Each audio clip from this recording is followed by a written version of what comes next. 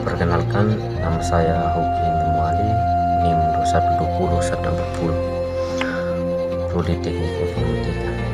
Di sini saya akan menjelaskan tentang asal-usul orang Sumba berdasarkan hasil penelitian arkeolog di situs Lambanako. Siapa nenek moyang orang Sumba? Dari mana mereka berasal? Kapan mereka sampai di Sumba? Pertanyaan yang sangat menarik untuk dijawab. Tradisi lisan menyatakan bahwa nenek moyang orang Sumba pertama kali tinggal di Kampung Wunga. Setelah menempuh perjalanan dengan kapal dari Malaka, Wunga berasal dari kata Kaunga yang berarti asal.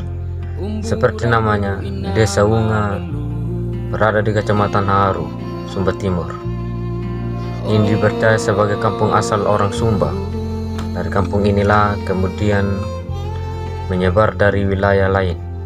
Riset genetik Sumba yang merupakan campuran haplogrup Austronesia, Papua, dan Asiatik ditemui di Wunga, menguatkan cerita desa itu sebagai kampung pertama Pulau Sumba. Sejarah penghunian Sumba adalah rangkaian dari persebaran leluhur Austronesia di Nusantara yang diperkirakan sejak 3.500 tahun yang lalu. Bukti-bukti arkeolog menunjukkan bahwa Sumba sudah dihuni setidaknya 2.500 tahun yang lalu. Rangka manusia yang ditemukan di situs Lambanako dan situs Melolo merupakan leluhur dari generasi ke generasi, menurunkan populasi Sumba sekarang.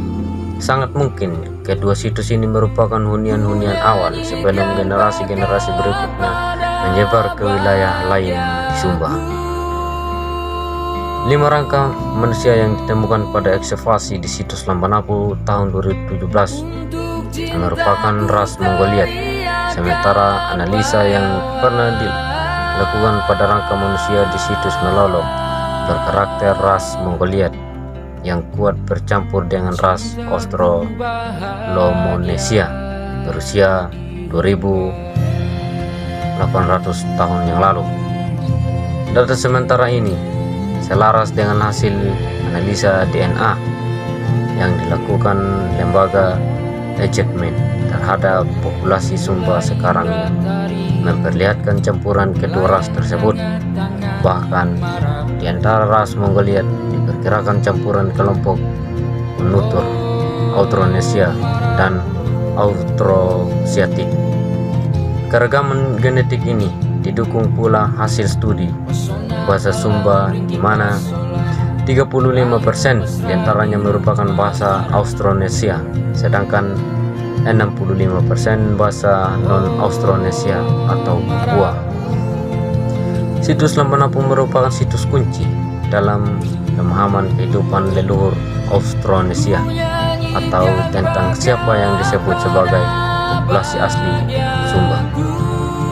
Individu-individu yang dikuburkan di situs ini merupakan leluhur yang turun-temurun dari generasi ke generasi, menurunkan populasi Sumba sekarang.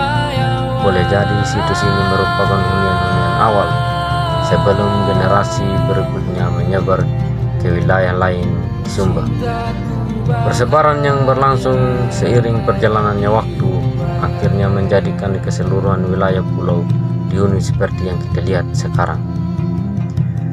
Kehadiran kedua kelompok penutur bahasa ini menciptakan interaksi dengan ras Australomonesia hingga menciptakan hibridisasi dan akulturasi. Proses seperti inilah yang besar kemungkinan terjadi di Sumba. Sangat mungkin rangka-rangka situs Lambanako dan Melolo memiliki karakter Mongoliet yang bercampur dengan ras Australomonesia sebelum mereka bersebar ke Sumba.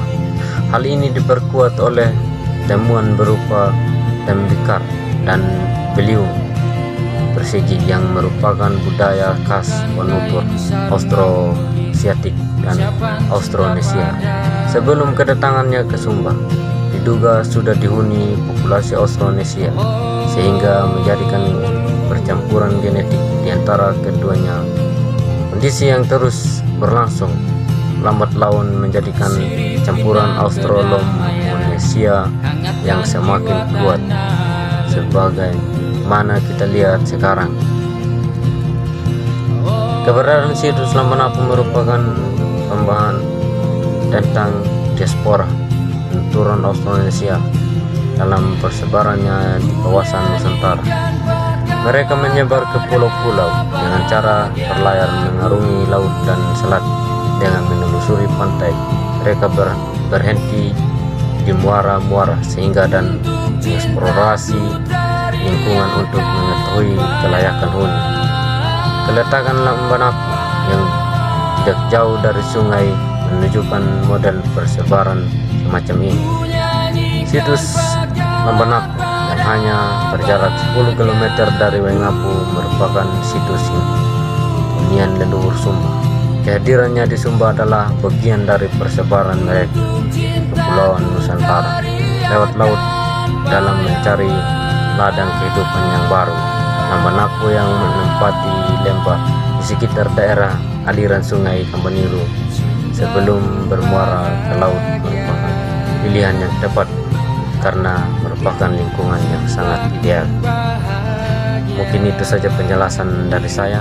Sekian dan terima kasih.